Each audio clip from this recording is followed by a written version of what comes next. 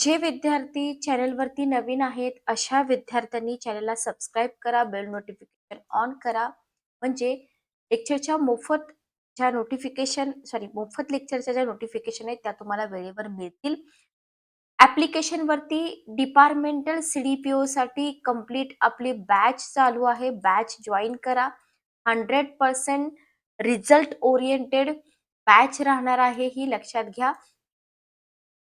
तर जानेवारी, फेब्रुवारीमध्ये may be तुमची एक्झाम होऊ शकते. जानेवारीमध्ये लोकसेवा आयोगाच्या 2 परीक्षा आहेत कंबाईनच्या. सो त्या एक्झाम झाल्यानंतर कोणतीही एक्झाम नाहीये. सो फेबमध्ये एखाद वेळेस तुमची एक्झाम होऊ शकते. तर 1 महिना तुम्हाला वेळ मिळतोय. या वेळेमध्ये तुम्हाला पेपर 1 मधला 5वा आणि 6वा घटक, पेपर 2 कंप्लीट तुम्हाला आपल्या बॅचमध्ये कव्हर होत आहे. सोबतच तुम्हाला पी-डी-एफ मिळत आहेत. अ, कायद्यांवरती हे जे नियम आहेत, कायदे आहेत त्याच्यावरती एम-सी-क्यू स्वरूपाच्या टेस्ट तुम्हाला पेपरच्या आधी 5 टेस्ट मिळणार आहेत. अनलिमिटेड वॉच टाईम आहे. बॅचमध्ये तुम्हाला व्हिडिओ लेक्चर तुम्ही पीसीवरती, तुमच्या कॉम्प्युटरवरती बघू शकता, डाउनलोड करू शकता. पी-डी-एफच्या प्रिंटआउट तुम्ही काढू शकता. ठीक आहे, ओके. तर बॅचची फीज आहे ₹1500. बॅचची फीज आहे ₹1500. ठीक आहे, ओके. क्लिअर? चला, तर स्टार्ट करूया आपण सेशनला. आजचा आपला नियम आहे महाराष्ट्र नागरी सेवा शिस्त आणि अपील नियम. महाराष्ट्र नागरी सेवा शिस्त आणि अपील नियम 1979. तर लक्षात घ्या, आता याच्यामध्ये तुम्हाला हा जो नियम आहे शिस्त आणि अपील नियम कधीचा आहे? 1979चा आहे. हेच सुरुवातीला लक्षात ठेवायचंय. तर पाठीमागं आपण सेवेच्या सर्वसाधारण शर्ती बघितल्या, बरोबर? तर शासकीय कर्मचाऱ्यांकडून जर वर्तणूक नियम आहेत, आपण वर्तणूक नियम बघितले, बरोबर? वर्तणूक नियमाचा भंग झाल्यानंतर त्याच्यासाठी शिक्षा होणं आवश्यक आहे, बरोबर?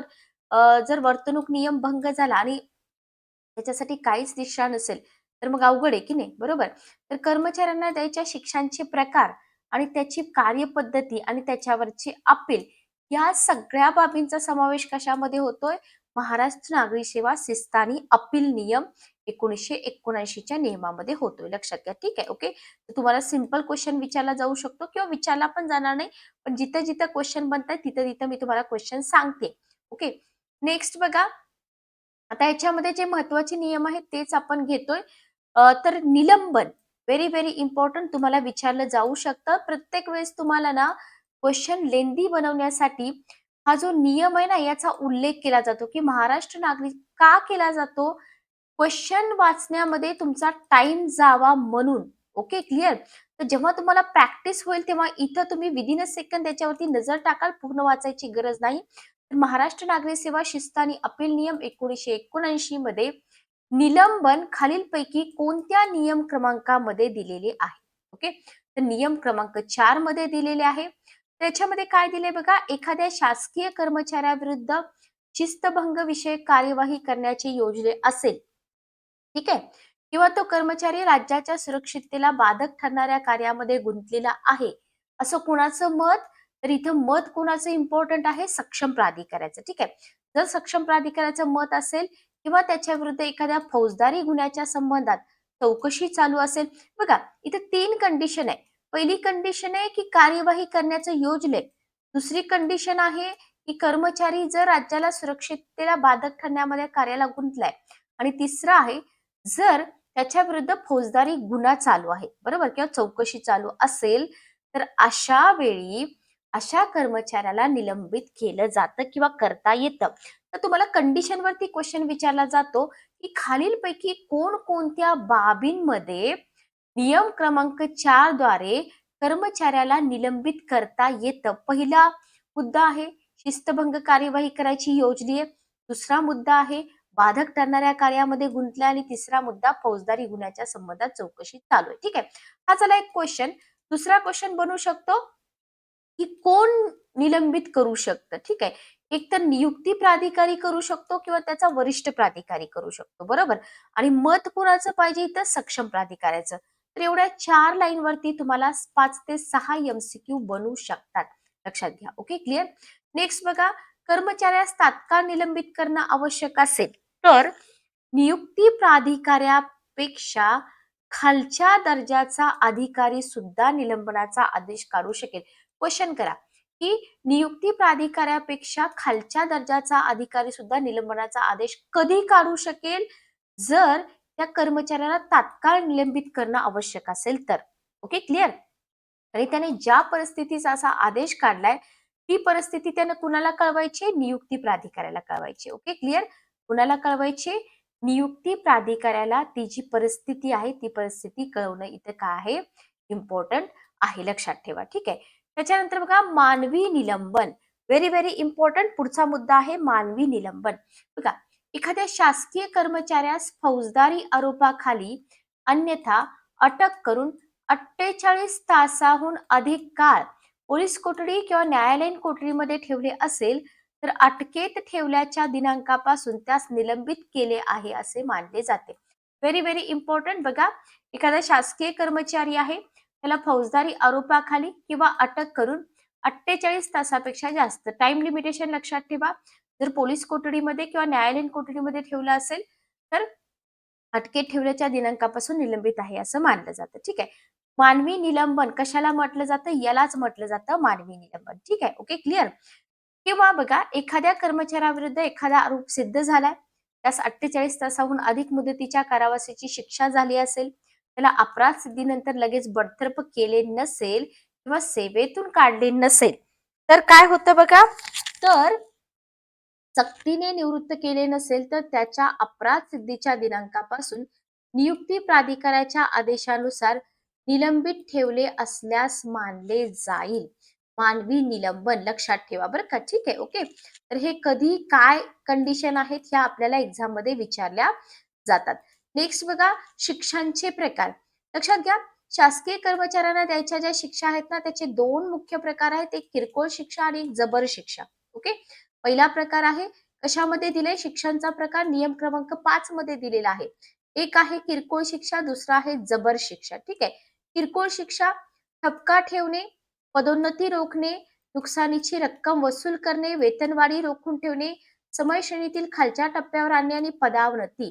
किरकोळ शिक्षा कधी होते बघा? ठपका ठेवल्यानंतर, पदोन्नती रोखल्यानंतर, नुकसानीची रक्कम वसूल करणे, वेतनवाढी राखून ठेवणे, खालच्या टप्प्यावर आणणे, पदावनती. तर ही आहेत किरकोळ शिक्षा. ठीक आहे. पदोन्नती रोखली जाते किरकोळ शिक्षामध्ये, नुकसानीची रक्कम वसूल केली जाते. ठीक आहे. ओके. जबर शिक्षामध्ये काय केलं जातं? सक्तीची सेवानिवृत्ती जबर शिक्षा, सेवेतून काढून टाकणे जबर शिक्षा, सेवेतून बडतर्फ करणे जबर शिक्षा. हे तुम्हाला इथं व्यवस्थित लक्षात ठेवायचं आहे. समजते का बघा? काहीही अवघड नाहीये, फक्त तुम्हाला जे पॉइंट्स आहेत ना ते पॉइंट्स काय करायचे? व्यवस्थित लक्षात ठेवायचे आहेत. Okay, clear?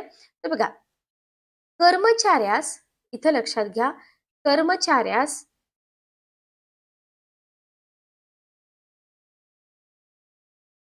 कोणतीही जबर शिक्षा द्यायची असेल त्यापूर्वी विभागीय चौकशी करणे आवश्यक आहे. ओके. तसेच किरकोळ शिक्षांपैकी 5 व 6 क्रमांकाची शिक्षा द्यायची. आता इथे बघा 5 क्रमांकाची शिक्षा समय श्रेणीतील खालच्या टप्प्यावर आणणे आणि 6वी आहे पदावनती. जर ही शिक्षा द्यायची असेल तरी सुद्धा म्हणजे किरकोळ शिक्षा द्यायची तरी सुद्धा रीतसर चौकशी करणं आवश्यक आहे का? आवश्यक आहे. क्वेश्चन करायचं. ठीक आहे. जबर शिक्षा द्यायची तर कसली चौकशी झाली पाहिजे? विभागीय चौकशी झाली पाहिजे. क्वेश्चन करा. ठीक आहे. ओके. किरकोळ शिक्षापैकी 4 क्रमांकाची शिक्षा बघा कोणती आहे? वेतनवाढी राखून ठेवणे ही किरकोळ शिक्षा आहे. बरोबर? तर ही पण किरकोळ शिक्षा करायची असेल तर भविष्यातील वेतनवाढीवर काय परिणाम होणार आहे किंवा होणार नाही ही बाब जी आहे स्पष्ट करावी लागते का? करावी लागते. ठीक आहे. भविष्यातील वेतनवाढीवर कायम होणार असेल तर 3 वर्षापेक्षा अधिक कालावधीसाठी वेतनवाढी राखून ठेवायच्या असतील रोखून ठेवायच्या असतील किती वर्षासाठी? 3 पेक्षा जास्त वर्षासाठी. ठीक आहे. तर त्याचा निवृत्ती वेतनावर परिणाम होणार असेल तर इथं कंडिशन काय आहे की चौकशी केल्याशिवाय अशी शिक्षा करता येत नाही. कोणती शिक्षा? वेतनवाढ रोखून ठेवण्याची शिक्षा जिला किरकोळ शिक्षा म्हटलंय. ठीक आहे. Okay, clear? नियम क्रमांक 4. नियम क्रमांक 5 5ची जी शिक्षा आहे इथे बघा किरकोळ शिक्षामध्ये 5वा मुद्दा समय श्रेणीतील खालच्या टप्प्यावर आणण्याची शिक्षा देताना सुद्धा भविष्यातील वेतनवाढीवरचा जो परिणाम आहे तो होणार आहे का नाही हे स्पष्ट करणं इथं गरजेचं आहे. तर ईच अँड एव्हरी पॉइंट वरती तुम्हाला क्वेश्चन विचारले जाऊ शकतात. नेक्स्ट बघा, शिक्षा देण्यास सक्षम प्राधिकारी कोण असेल? नियम क्रमांक 6. नियम क्रमांक 6 बघा. नियम क्रमांक 6 पदावनती. ठीक आहे. ओके. बघा, शिस्तभंग विषयक प्राधिकारी नियम क्रमांक 6. तर इथे बघा नियम क्रमांक 5 मध्ये, ठीक आहे. आता तुम्हाला मी दाखवलं नियम क्रमांक 6 नाही सॉरी 5 मध्ये बघा. नियम क्रमांक 5 मध्ये तुम्हाला ही जी 5वी शिक्षा दिलेली आहे ना किरकोळ शिक्षामधली, तर बघा नियम क्रमांक 5 मध्ये नमूद केलेली कोणतीही शिक्षा करू शकतात. ठीक आहे. ओके. हा झाला तुमचा नियम क्रमांक 5. नियम क्रमांक 5 मध्ये तुम्हाला काय दिलंय? किरकोळ शिक्षा, जबर शिक्षा दिली. किरकोळ शिक्षामध्ये 6 शिक्षा आहेत. जबर शिक्षामध्ये 3 शिक्षा आहेत. तर नियम क्रमांक 6 मध्ये शिक्षा देण्यास सक्षम प्राधिकारी कोण सांगितलंय? शिस्तभंग विषयक प्राधिकारी. ओके. तर राज्यपाल जे आहेत ना, कोणत्याही कर्मचाऱ्याला नियम क्रमांक 5 मध्ये नमूद केलेली शिक्षा करू शकतात. Very very important. कोण करू शकतं? राज्यपाल. ओके. नियुक्ती प्राधिकारी ज्यांची नियुक्ती करण्याचा त्यांना अधिकार आहे, त्यांच्या नियंत्रणाखाली आहेत, अशा गट क आणि ड च्या सेवेतील कर्मचाऱ्यांना नियम क्रमांक 5 मधील शिक्षा करू शकतात. अ आणि ब साठी कोण करतील? राज्यपाल करतील. गट क ड साठी कोण करतील? त्यांचे जे नियुक्ती अधिकारी आहेत ते करतील. ठीक आहे. कार्यालय प्रमुख त्यांच्या प्रशासकीय नियंत्रणाखालील कोणत्याही गट क ड च्या कर्मचाऱ्यांना किरकोळ शिक्षा करू शकतात. जबर शिक्षा करायचा अधिकार नियुक्ती प्राधिकाऱ्यांचा आहे. ठीक आहे. ओके. विभाग प्रमुख आणि प्रादेशिक विभाग प्रमुख लक्षात ठेवा. त्यांच्या प्रशासकीय नियंत्रणाखाली असलेल्या राज्यसेवा गट ब च्या शासकीय अधिकाऱ्यांना किरकोळ शिक्षा करू शकतात. जबर शिक्षा करण्याचा अधिकार राज्यपालांचा आहे. ओके. तर हे जे पॉइंट्स आहेत ना, इथंच तुम्हाला कन्फ्युज केले जाईल. गट ब ला कोण शिक्षा करतं, गट अ ला कोण शिक्षा करतं, गट क ला कोण शिक्षा करतं, त्याच्यामध्ये किरकोळ शिक्षा कोण करतं, जबर शिक्षा कोण करतं, वगैरे वगैरे अशा पद्धतीचे. ओके. जेवढे विद्यार्थी लाईव्ह आहे समजते का बघा? काही अडचण असेल तर तुम्ही मला बिनधास्त विचारू शकता.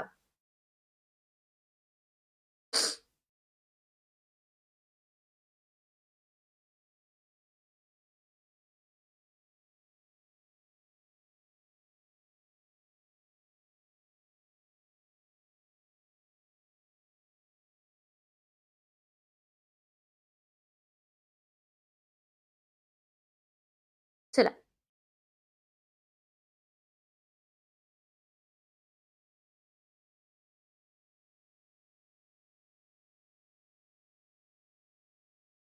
विभाग प्रमुख जे आहेत बघा, विभाग प्रमुख.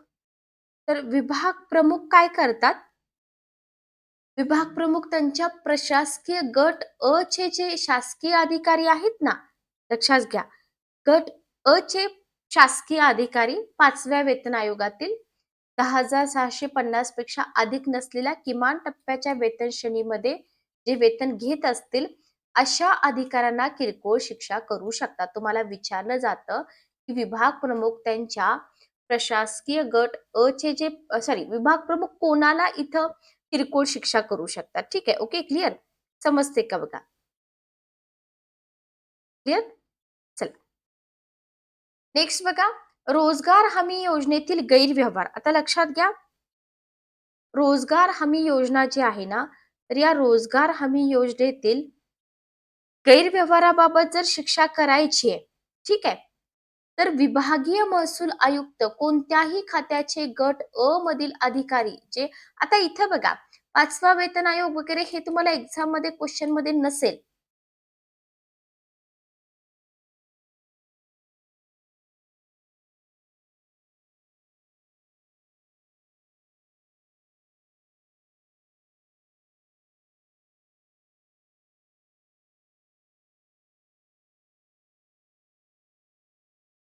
एक 2 मिनिट थांबा.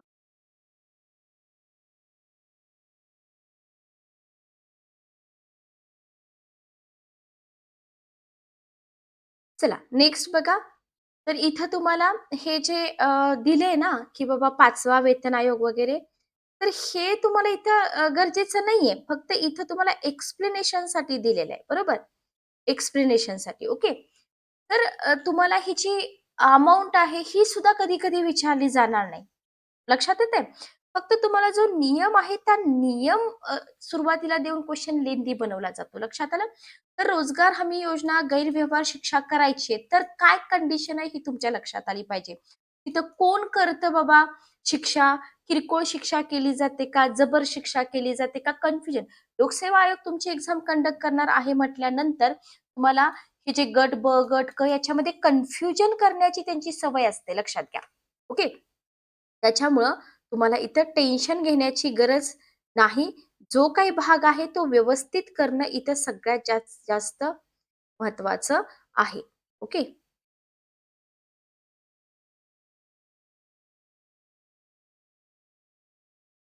चला. तर बघा इथं गट क आणि ड मधील कर्मचाऱ्यांना जबर किंवा किरकोळ कोणतीही शिक्षा करू शकतात. ठीक आहे. लक्षात आलं? गट ब मधील कर्मचाऱ्यांना फक्त किरकोळ आणि क आणि ड मधील जबर किंवा किरकोळ. ओके. लक्षात आलं? नेक्स्ट क्वेश्चन बघा. नियम क्रमांक 14 अन्वये इथं पण क्वेश्चन करा. नियम क्रमांक 14 अन्वये शासकीय कर्मचारी जर प्रतिनियुक्तीवर असतील, तेथे त्यांच्यावर शिस्तभंग विषयक कारवाई करायची असे झाल्यास स्वेत्तर नियोक्ता अशा कर्मचाऱ्यावर निलंबनाची कारवाई करू शकतात. आता बघा हे स्वेत्तर वगैरे आहेत ना, हे शब्द मी तुम्हाला पाठीमागं जे आपले नियम वगैरे होते तिथं सांगितलेले आहेत. सांगू शकता का कुणी मला स्वेत्तरचा अर्थ? स्वेत्तर सेवा म्हणजे काय? एक्स्ट्रा डिपार्टमेंटल सर्व्हिस म्हणतो आपण बरोबर. अशी सेवा जिथे शासकीय कर्मचाऱ्याला भारत किंवा राज्याच्या एकत्रित निधी व्यतिरिक्त इतर उत्पन्नाच्या सोर्समधून काय केलं जातं? शासनाच्या परवानगीने पगार मिळतो. बरोबर? ओके. हा प्रतिनियुक्तीवर दुसऱ्या संस्थेत काम करताना मिळणारा पगार वगैरे. ओके. हा म्हणजे ही जी सेवा असते ना, त्याला आपण एक्स्ट्रा डिपार्टमेंटल सर्व्हिस म्हणतो की नाही, तर ही मूळ शासकीय सेवेपेक्षा वेगळी असते. मग अशा जर स्वेत्तर नियुक्ता असेल, ठीक आहे, तर अशा कर्मचाऱ्यावर निलंबनाची कारवाई हा विषय एक इथं येतो. ठीक आहे. प्रतिनियुक्ती इथं दिले की नाही तुम्हाला प्रतिनियुक्ती. तर हे तुम्ही समजून घ्या. स्वेत्तर नियुक्ता म्हणजे काय? हां, तर इथे निलंबनाची कारवाई करू शकतात का? करू शकतात. नियम क्रमांक 4. ठीक आहे. 14 सॉरी. मूळ विभाग आता इथं एक्स्ट्रा डिपार्टमेंटल आपण म्हणतो. मूळ विभागाची चर्चा करून किरकोळ शिक्षा सुद्धा करता येते का? करता येते. मात्र योग्य त्या चौकशी अंती जबर शिक्षा द्यायची झाल्यास चौकशी अंती अशा कर्मचाऱ्यास त्याच्या मूळ विभागाकडे परत पाठविण्यात येईल. चौकशी अहवालावरील पुढील कारवाई कोण करेल? मूळ विभागच करेल. लक्षात घ्या. तर इथे या गोष्टी लक्षात ठेवणं तुमच्यासाठी खूप जास्त चला, तर आपण बघत होतो नियम क्रमांक 14. ठीक आहे. बघा, तर मूळ कारवाई जी पुढची कारवाई असते सॉरी ज्याला आपण फायनल कारवाई म्हणतो, ती कोण करेल? मूळ विभाग करेल. ठीक आहे. पण इथं महत्वाचं काय आहे? स्वेत्तर नियोक्ता म्हणजे काय हे तुम्ही लक्षात ठेवणं. याच्यावरती सगळे एम-सी-क्यू आपण घेणार आहोत. लक्षात घ्या. नेक्स्ट बघा, किरकोळ शिक्षेची कार्यपद्धती. बघा नियम क्रमांक 10. ओके. तर बघा तुम्हाला विचारलं जातं किरकोळ शिक्षेची कार्यपद्धती कोणत्या अंतर्गत आहे? नियम क्रमांक 10 अंतर्गत आहे. एखाद्या गैरव्यवहाराच्या बाबतीत एखाद्या कर्मचाऱ्यास किरकोळ शिक्षा देणं उचित आहे, असं कोणाचं मत? सक्षम प्राधिकाऱ्याचं मत असेल, तर या प्रकरणी रीतसर विभागीय चौकशी करण्याची आवश्यकता नसली तरी सुद्धा नैसर्गिक न्याय तत्वानुसार काय केलं पाहिजे इथं? जो कर्मचारी आहे ना, तर त्याचे म्हणणे मांडण्याची संधी तिथं दिली पाहिजे त्याला. लक्षात आलं? काय केलं पाहिजे? त्याचे म्हणणे मांडण्याची संधी तिथे दिली पाहिजे. तर हाही क्वेश्चन तुम्हाला इथं विचारला जाऊ शकतो. बघा, सक्षम प्राधिकारी जो आहे तो काय करेल? कर्मचाऱ्यास गैरवर्तणुकीचे आरोप काय केलं पाहिजे त्याने अगोदर? लेखी कळवले पाहिजे. लक्षात घ्या. त्याच्यावर काही अभिवेदन द्यायची इच्छा असेल, तर किती दिवसांचा टाइम पिरियड दिला जातो? 10 दिवसाचा. हेच तुम्हाला एक्झाममध्ये विचारलं जातं. हे सगळे एम-सी-क्यू क्वेश्चन तुम्हाला सॉल्व्ह करायचे आहेत नंतर. वाजवी संधी त्याला देण्यात येईल शिस्तभंग विषयक प्राधिकाऱ्याच्या मते जर हे जे प्रकरण असेल त्या कर्मचाऱ्याचा संबंधित त्याची चौकशी करणं आवश्यक असेल, तर चौकशी पण करता येते. ठीक आहे. आणि जो चौकशी केलेला अहवाल असतो, तो कर्मचाऱ्याने काही अभिवेदन सादर केलं असेल, तर ते अभिवेदन पण तिथं एकत्रितपणे विचारात घेतलं जातं आणि सक्षम प्राधिकारी गैरवर्तनाच्या प्रत्येक आरोपावरील आपले निष्कर्ष नमूद करेल आणि अशा प्रकरणामध्ये अधिकारी सामील असतील, तर काय करावं लागतं मग? महाराष्ट्र लोकसेवा आयोगाशी विचार-विनिमय करावा लागतो. कारण का? तेच एक्झाम घेतात की नाही आपले, बरोबर? आणि योग्य वाटल्यास शिक्षेचा आदेश निर्गमित करता येईल. आता इथं क्वेशन काय निर्माण होतो, की कोणत्या सिच्युएशनमध्ये महाराष्ट्र लोकसेवा आयोगाशी विचार-विनिमय करावा लागतो, हे तुम्हाला इथं विचारलं जाऊ शकतं. लेखी कधी कळवावं लागतं, 10 दिवसाची मुदत कधी केली जाते, अभिवेदन कधी सादर केलं जातं. तर आपण मॉडरेट टू डिफिकल्ट लेव्हलची तयारी करायची. भले क्वेश्चन तुमचा काय म्हणतात त्याला, ईझी लेव्हलचा तर सेट होतच नाही. लक्षात घ्या, डिपार्टमेंटलची एक्झाम आहे. त्याच्यामुळे कॉम्पिटिशन खूप जास्त इथं राहते. जबर शिक्षेची कार्यपद्धती. आता आपण इथं पाठीमागे किरकोळ शिक्षेची कार्यपद्धती बघितली, बरोबर? किरकोळ शिक्षेची कार्यपद्धती नियम क्रमांक 10. दोन्हीमध्ये तुम्हाला इथं कंपॅरिझन करून हे सगळं इथं शिकायचं आहे. नियम क्रमांक 8, नियम क्रमांक 10, नियम क्रमांक 8 व्यवस्थित समजून घ्या. एखाद्या गैरव्यवहाराच्या प्रकरणी कर्मचाऱ्यास जबर शिक्षा करणे आवश्यक आहे, असं सक्षम प्राधिकाऱ्याचं मत असेल, तर कुणाचं मत? सक्षम प्राधिकाऱ्याचं मत असेल, तर या प्रकरणी रीतसर विभागीय चौकशी. बघा, इथं मात्र विभागीय चौकशी. तर कोणत्या कंडिशनमध्ये विभागीय चौकशी करावी लागते हे तुम्हाला इथं माहित पाहिजे. चौकशी पूर्ण झाल्याशिवाय जबर शिक्षेचा आदेश काढता येतो का? नाही काढता येत, लक्षात घ्या. तर विभागीय चौकशी झाल्याशिवाय जबर शिक्षेचा आदेश काढता येत नाही. गैरवर्तणूक या संबंधातील कोणत्याही आरोपाच्या खरेपणाची चौकशी करण्यास पुरेसा आधार आहे, असं शिस्तभंगविषयक प्राधिकाऱ्याचं मत असेल, तर तेव्हा त्या आरोपाचा खरेपणा पडताळण्यासाठी सक्षम प्राधिकारी जो आहे ना, तो काय करेल? इथं स्वतः चौकशी करेल. ठीक आहे. तर मुद्दा काय इथं महत्वाचा आहे? पहिली गोष्ट तर कोणत्या नियमाअंतर्गत जबर शिक्षेची कार्यपद्धती आहे. Okay, clear? लक्षात घ्या. अ, कोण करतं? कुणाचं मत इथं इम्पॉर्टंट आहे. ओके. कोणत्या प्रकरणी? गैरव्यवहाराच्या प्रकरणी. लक्षात आलं? क्लिअर? आणि सक्षम प्राधिकारी स्वतः चौकशी करेल आणि किंवा त्यासाठी एखाद्या चौकशी अधिकाऱ्याची नियुक्ती करू शकेल. ठीक आहे. तत्पूर्वी किंवा त्यापूर्वी संबंधित कर्मचाऱ्यावर जे आरोप असतील त्याबाबतचे दोषारोप पत्र त्याला देण्यात येईल आणि विवरणपत्र. बघा, जो कर्मचारी आहे त्याच्यावर जे आरोप असतील त्याचं दोषारोप पत्र त्याला द्यावं लागतं का? द्यावं लागतं. मग त्या विवरणपत्रामध्ये खालीलपैकी कोणत्या बाबीचा समावेश असेल किंवा किती भागामध्ये विवरणपत्र विभागलेलं असतं? पहिला असतं गैरवर्तणुकीच्या आरोपाचा सारांश, दुसरा असतो आरोपातील प्रत्येक बाबीचं तपशीलवार विवेचन, तिसरा असल्यास साक्षीदारांची यादी आणि चौथा ज्या कागदपत्रांच्या आधारे आरोप सिद्ध करायचे आहेत त्या कागदपत्रांची यादी. असे 4 भागामध्ये काय केलेलं असतं? त्याचं जे दोषारोप पत्र असतं ना, ते विभागलेलं असतं. ओके. क्लिअर? हे कुणाला द्यावं लागतं? ज्या कर्मचाऱ्यावरती आरोप आहेत त्यांना. तर जबर शिक्षेची कार्यपद्धती नियम क्रमांक 8 आपण बघितला. आता हे जे दोषारोप पत्र आहे कर्मचाऱ्याला दिल्यानंतर नैसर्गिक न्याय तत्वानुसार काय केलं जातं? त्याला पण अभिवेदन द्यायचं असेल, बचावाचं निवेदन द्यायचं असेल, तर तो देऊ शकतो का? देऊ शकतो. लक्षात घ्या. ठीक आहे. आणि अभिवेदनानंतर कर्मचाऱ्याने आरोपांची कबुली दिली तर शिस्तभंग विषयक प्राधिकारी, व्हेरी व्हेरी इम्पॉर्टंट, शिस्त आणि अपील नियम आपण बघतोय. तर शिस्तभंग विषयक प्राधिकारी दोषारोपांवरील आपले निष्कर्ष नमूद करून काय करेल? शिक्षेचा आदेश काढेल. परंतु लक्षात घ्या, समजा आरोप नाकारले, एखादा कर्मचारी तो म्हणतो की हे मी केलेलंच नाहीये. जर आरोप नाकारले तर काय होतं मग?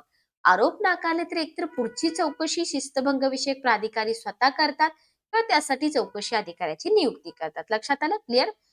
त्याच्यानंतर बघा, गट क आणि ड कर्मचाऱ्यांच्या विभागीय चौकशीचे कामकाज. ओके.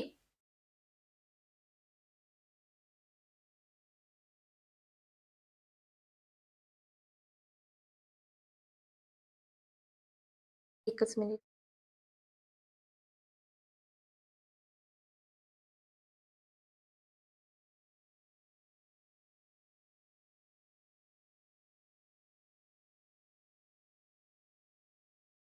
गट क आणि ड कर्मचाऱ्यांच्या विभागीय चौकशीचे कामकाज आता महसूल विभागाकडून काढून त्यासाठी कंत्राटी तत्वावर, म्हणजे आपण जे म्हणतो ना कॉन्ट्रॅक्ट बेसिसवरती, कंत्राटी तत्वावर निवृत्त अधिकाऱ्याचे एक पॅनल तयार करण्यात आलेले आहे. ओके, बघा, आता इथे तुम्हाला गट क आणि ड कर्मचाऱ्यांबद्दलचं स्पेशली क्वेश्चन विचारला.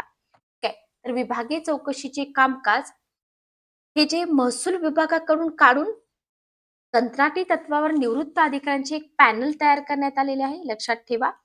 शासन निर्णय दिनांक 26/5/2006. आता तुम्हाला हे इतकं डिफिकल्ट शासन निर्णय वगैरे देणार नाहीत, ठीक आहे. तर शासन निर्णय दिनांक 26/5/2006 अन्वये तयार केलेल्या पॅनल मधून योग्य त्या चौकशी अधिकाऱ्याची निवड करून काय केलं जातं, हे जे प्रकरण आहे चौकशीसाठी त्यांच्याकडे सोपविण्यात यावं. ठीक आहे, लक्षात घ्या. पण इथं कोणासाठी आहे हे, जे कंत्राटी तत्व, लक्षात ठेवा. आणि जे राजपत्रित अधिकाऱ्यांच्या चौकशीचं काम आहे ना, राजपत्रित अधिकाऱ्यांच्या, त्यांचं काम कोण करणार आहे? महसूल आयुक्तांकडेच आहे. लक्षात ठेवा. हा मुद्दा परीक्षेमध्ये तुम्हाला विचारला जातो. ओके, राजपत्रित अधिकाऱ्यांच्या चौकशीचं काम कोण करतं? महसूल आयुक्तच करतात. ठीक आहे. शिस्तभंग विषयक प्राधिकाऱ्याच्या वतीने बाजू मांडण्यासाठी तो प्राधिकारी सादरकर्ता अधिकारी नेमू शकेल. त्याचप्रमाणे आपली बाजू मांडण्यासाठी संबंधित कर्मचारी दुसऱ्या कर्मचाऱ्याची मदत घेऊ शकेल. शासनाने सादरकर्ता अधिकारी म्हणून एखाद्या वकिलाची नेमणूक केलेली असल्याशिवाय किंवा कर्मचाऱ्यासाठी परवानगी दिलेली असल्याशिवाय कर्मचारी वकिलाची मदत घेऊ शकणार नाही. आता हा मुद्दा समजून घ्या. बघा, शिस्तभंग प्राधिकाऱ्याच्या वतीने, बघा, शिस्तभंग प्राधिकाऱ्याच्या वतीने बाजू मांडण्यासाठी प्राधिकारी सादरकर्ता अधिकारी नेमू शकेल. बरोबर. आपली बाजू मांडण्यासाठी संबंधित कर्मचारी दुसऱ्या कर्मचाऱ्याची मदत घेऊ शकेल का? 100% घेऊ शकेल. ओके. जर शासनाने सादरकर्ता अधिकारी म्हणून एखाद्या वकिलाची नेमणूक केलेली असेल, बरोबर, किंवा कर्मचाऱ्यास तशी परवानगी दिलेली असेल तर तो वकिलाची मदत घेऊ शकतो. जर परमिशन दिलेली नसेल तर तो इथं वकिलाची मदत घेऊ शकत नाही. ओके. विभागीय चौकशीचे काम निमन्यायिक स्वरूपाचे आहे. ठीक आहे, लक्षात ठेवा. विभागीय चौकशी निमन्यायिक म्हणजे न्यायालयासारखंच, पण सगळ्या गोष्टी न्यायालयासारख्या नाही. लक्षात घ्या. चौकशी अधिकारी साक्षीदार पुरावे यांची शहानिशा करून तपासणी, उलट तपासणी करून काय करतात, दोन्ही बाजूंचे म्हणजे दोषारोपातील प्रत्येक बाबींच्या संदर्भात आपले निष्कर्ष नमूद करते. ठीक आहे. जे अधिकारी असतील ना, चौकशी अधिकारी, ते काय करतात, साक्षीदार पुरावे यांचे म्हणजे न्यायालयासारखं थोडंफार कंप्लीट न्यायालय नाही बरं का, निमन्यायिक म्हटलं इथं. तर हे सगळं ते काय करतात, त्यांच्या बाजू समजून घेतात आणि निष्कर्ष नमूद करतात. प्रत्येक दोषारोप पूर्ण किंवा अंशतः जर सिद्ध होत असेल किंवा सिद्ध होत नसेल तर तसं नमूद केलं जातं. आणि फायनली जो चौकशी अहवाल असतो ना, तो शिस्तभंग विषयक प्राधिकाऱ्याला सादर केला जातो. म्हणजे तुम्हाला आतापर्यंत समजलं असेल, इथं सगळ्यात महत्वाचा रोल कुणाचा आहे? शिस्तभंग विषयक प्राधिकाऱ्याचा. कुणाचा आहे? शिस्तभंग विषयक प्राधिकाऱ्याचा. इथं मी क्वेश्चन करते. ठीक आहे, ओके, क्लिअर. चला, तर इथं आपण इथं काय बघितलं आता? आपण इथं बघितलं जबर शिक्षेची पद्धती नियम 8, चौकशी अहवालावरील कार्यवाही. नियम क्रमांक 9, जो चौकशी अहवाल आहे त्याच्यावरती कशा पद्धतीची कार्यवाही केली जाते, तर ते कशामध्ये आहे? नियम क्रमांक 9 मध्ये आहे. सुरुवातीला तर तेच लक्षात ठेवा. शिस्तभंग विषयक प्राधिकारी चौकशी अहवाल विचारात घेतो. विचारात घेऊन दोषारोपाच्या प्रत्येक बाबीच्या संबंधात आपले निष्कर्ष नमूद करतो. पहिला पॉइंट तर इथं तुम्हाला हाच लक्षात ठेवायचा. ठीक आहे, ओके. तो चौकशी अधिकाऱ्याच्या निष्कर्षाशी सहमत नसेल, ठीक आहे, तर तसे नमूद करून कर्मचाऱ्यास कोणती शिक्षा द्यायची? राधिका मावशी, बाहेरचं करून घ्या अगोदर. तर काय करतो तो? शिक्षेचा आदेश काढेल. ओके. बघा, शिस्तभंग विषयक प्राधिकारी चौकशी अहवाल विचारात घेतो आणि तो चौकशी अहवाल विचारात घेऊन दोषारोपाच्या प्रत्येक बाबीच्या संबंधात काय करतो? आपले निष्कर्ष नमूद करतो. ओके.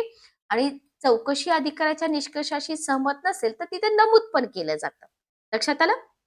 आणि कर्मचाऱ्याला कोणती शिक्षा द्यायची ते निश्चित करून शिक्षा आदेश जो आहे ना, तो आदेश इथं काढला जातो. लक्षात आलं? तर ह्या सगळ्या गोष्टी आपल्याला काय करायच्या आहेत इथं व्यवस्थित लक्षात ठेवायच्या आहेत. तर कुठं, काय, कशा पद्धतीचे क्वेश्चन विचारले जात आहेत ते तुम्हाला समजलं पाहिजे.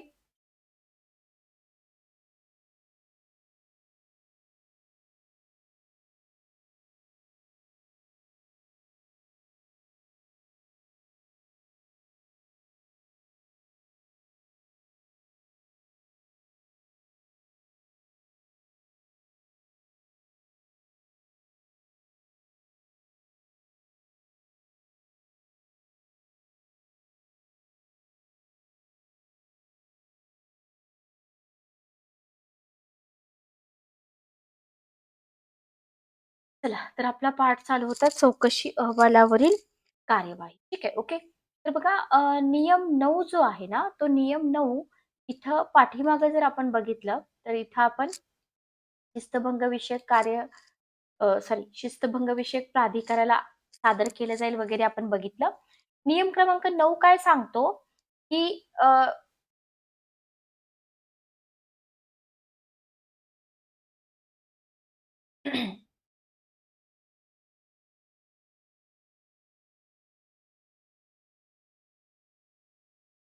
नियम क्रमांक 9 काय सांगतो इथं, की शिस्तभंग विषयक प्राधिकारी चौकशी अहवाल जो असतो, तो विचारात घेतो. ठीक आहे. विचारात घेऊन दोषारोपाच्या प्रत्येक बाबीच्या संबंधात काय करतो, आपले निष्कर्ष पण नमूद करतो आणि तो चौकशी अधिकाऱ्याच्या निष्कर्षाशी सहमत नसेल, तर तसं नमूद पण करतो आणि कर्मचाऱ्याला कोणती शिक्षा द्यायची ते निश्चित करून तो काय करतो, शिक्षेचा आदेश पण काढतो. ठीक आहे. तत्पूर्वी अधिकाऱ्यांच्या बाबत लोकसेवा आयोगाचा सल्ला घेतला जाईल आणि शिक्षेच्या आदेशासोबत चौकशी अहवाल, अनुषंगिक सगळी कागदपत्रे संबंधित कर्मचाऱ्याला काय केली जातील, पुरवली जातील. ठीक आहे. Okay, clear? त्याच्यानंतर बघा अपील. आता याच्यावरती तुम्हाला क्वेश्चन येऊ शकतात.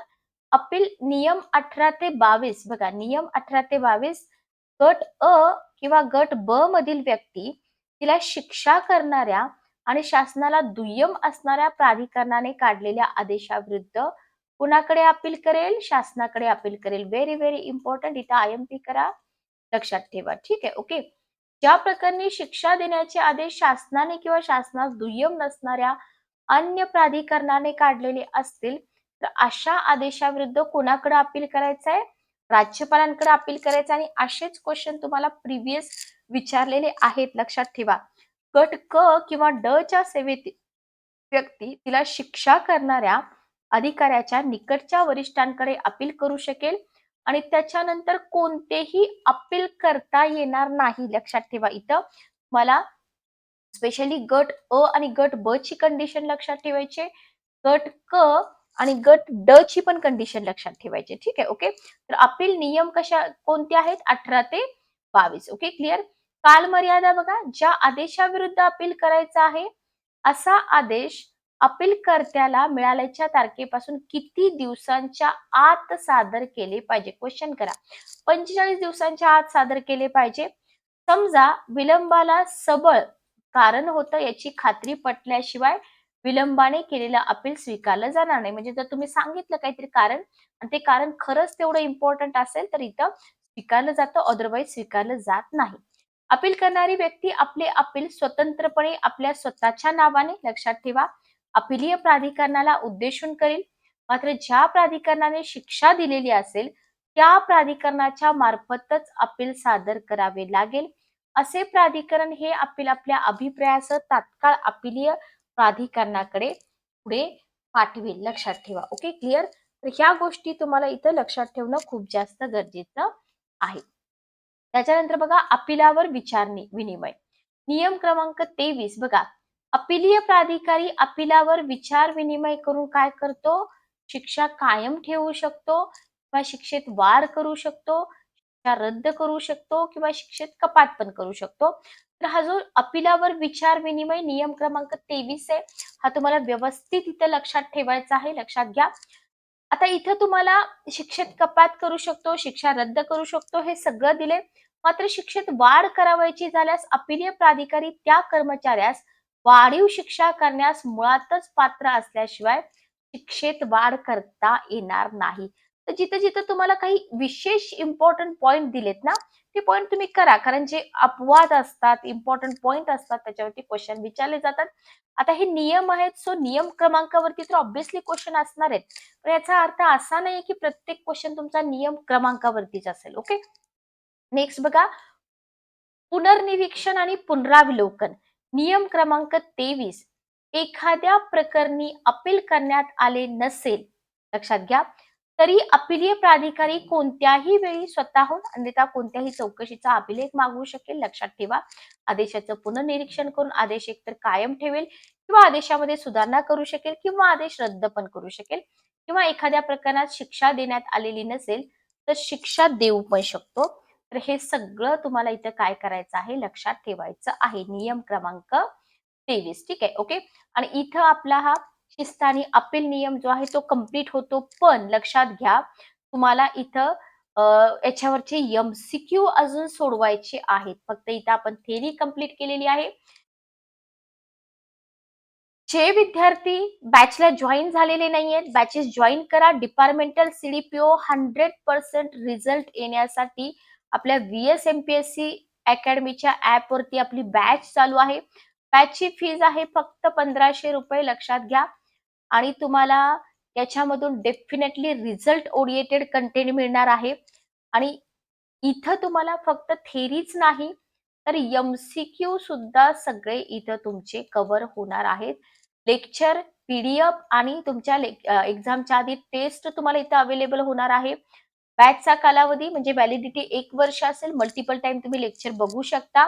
काही डाऊट असेल तर तुम्ही माझ्या नंबरवरती कॉल करू शकता.